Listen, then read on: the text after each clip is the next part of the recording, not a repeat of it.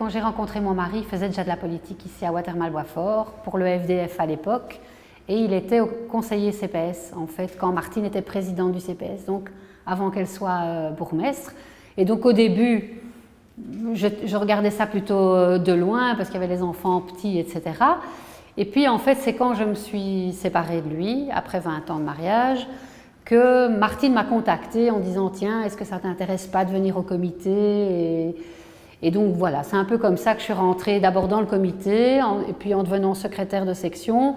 Et puis tout naturellement, je me suis dit « Bah oui, j'ai envie d'aller un peu plus loin et de me présenter sur les listes pour la première fois. » Et donc là, petit à petit, je me suis investie dans la commune, et puis en y travaillant aussi, j'ai découvert des sujets qui me tenaient plus à cœur, comme le droit des personnes âgées ou le logement.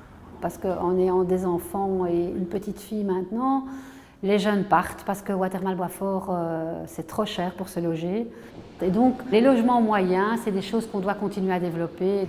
Et en plus, maintenant, les logements acquisitifs qui ont été initiés par Michel Colson, qui en parlait déjà depuis très longtemps, parce que les logements acquisitifs permettent aux gens qui ne peuvent pas devenir propriétaires d'être quand même propriétaires de leur logement, puisque le principe, c'est d'être propriétaire de l'appartement et pas le terrain. Le terrain reste propriété de la commune, enfin, pour faire bref, quoi.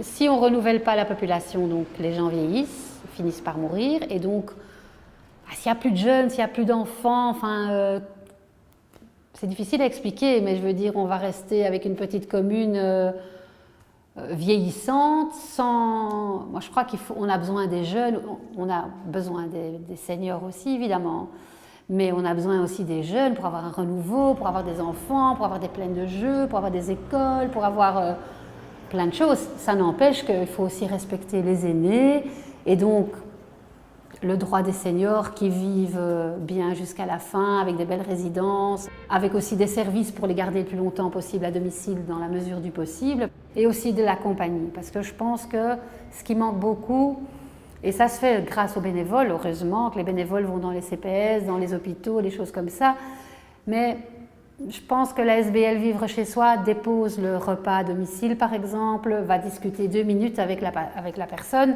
mais n'a pas le temps de rester très longtemps puisqu'elle doit poursuivre sa tournée de repas.